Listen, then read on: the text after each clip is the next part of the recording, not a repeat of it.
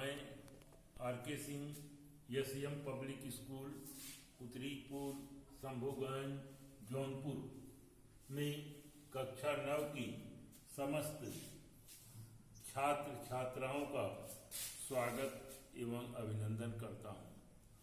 आज मैं संस्कृत का चौथा पाठ अन्योक्ति मौक्तिकानि आप लोगों को पढ़ाने जा रहा हूँ। अन्योक्ति मौक्तिकानि, अन्योक्ति रूपी मोती। अन्योक्ति का आप संध विच्छेद करेंगे तो अन्य धन उक्ति, कहा कुछ जाता है और उसका अर्थ कुछ होता है। अर्थात कहने के लिए जब किसी अप्रस्तुत को माध्यम बनाया जाता है, अर्थात किसी से कहने के लिए जब दूसरे पर रखकर बात कही जाती है तो वह अन्योक्ति कहलाती है, अन्य धन उक्ति। आपो विमुक्त्वा क्वचिदापि एव क्वचित्र गरलम क्वाचिच्य यस्मिन् विमुक्ताः प्रभवन्ति मुक्ताः पयोदः तस्मिन् विमुखः कुतस्ततवः। आपो विमुक्त्वा क्वचिदपि एव क्वचित् कंचित गरलम क्वचित, इसका अन्वय पहले आप देख लें कि पयोदः विमुक्ताः आपः क्वचित आपः एव क्वचित किंचित न क्वचित गरलम यस्मिन् विमुक्ताः मुक्ताः प्रवहन्ति तस्मिन् त्वं कुतः विमुखः अस्ति। अब अर्थ देखें। आपो विमुक्त्वा, हे बादल तुमसे छोड़ा गया जल। आप माने होता है पानी।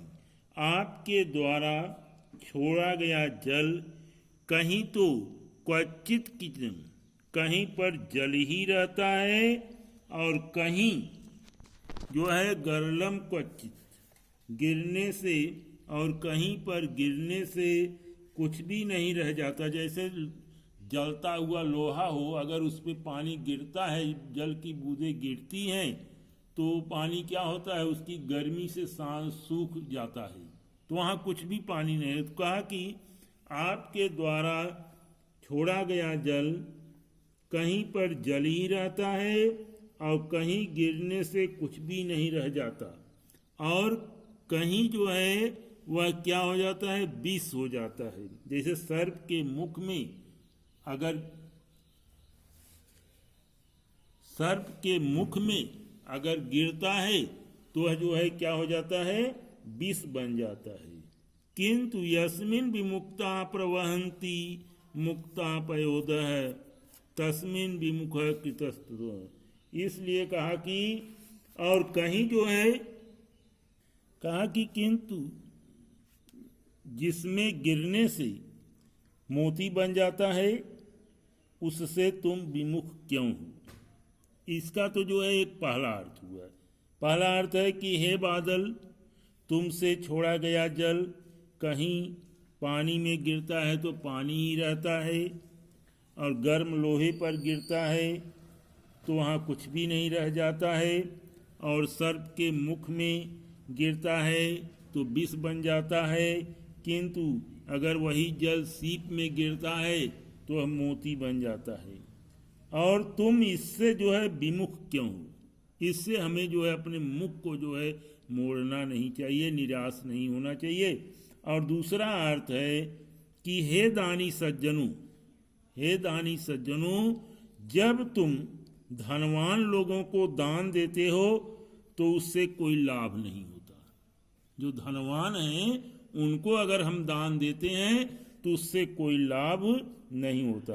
और जो अपव्ययी हैं, अपव्ययी लोगों को दान देने से भी जो है वह धन जो है नष्ट हो जाता है। जो फिजूल खर्च करते हैं उनको अगर दान दिया जाता है तो वह भी जो है नष्ट हो जाता है, और दुष्ट लोगों के पास पहुंचने पर हानिकारक हो जाता है। उसका लोग जो है गलत दुरुपयोग करते हैं। अतः इसलिए तुम्हें जो है उन्हीं लोगों को दान देना चाहिए।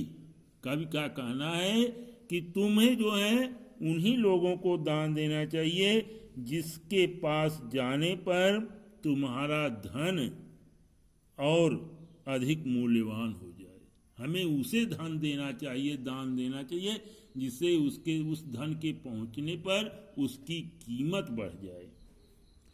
अब आगे है दूसरा, जल निधौ जननम धवलम बपुर्मुरम रिपोरपि पाणितले स्थिति इति समस्त गुणान्वितः शंखः भो कुटिलता हृदयात् निवारेता।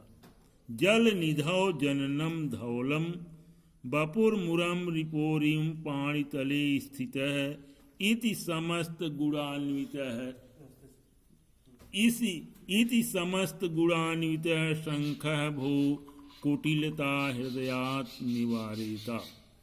कहा कि हे शंख, भो शंख अन्वय है, भो शंख जननम जल निधौ बपुम धवलम अस्ति स्थिति अपि मुर रिपो पाणितले इति समस्त गुणान्वितम भो शंख हृदयात् कुटिलता न निवार्यते।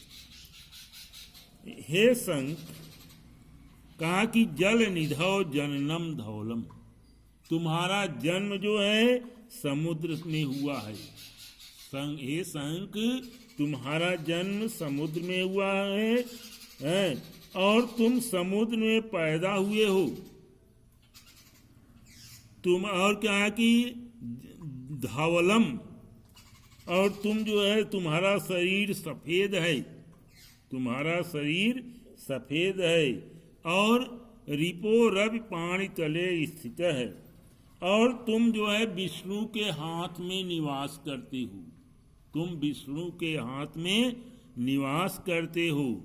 इति समस्त गुणान्वित शंख वो, इन समस्त गुणों के होते हुए भी कौन कौन से गुण हैं कि तुम्हारा जन्म समुद्र से हुआ है, तुम्हारा शरीर बहुत सुंदर है, सफेद है, और भगवान विष्णु के हाथ में हमेशा विराजमान रहते हो।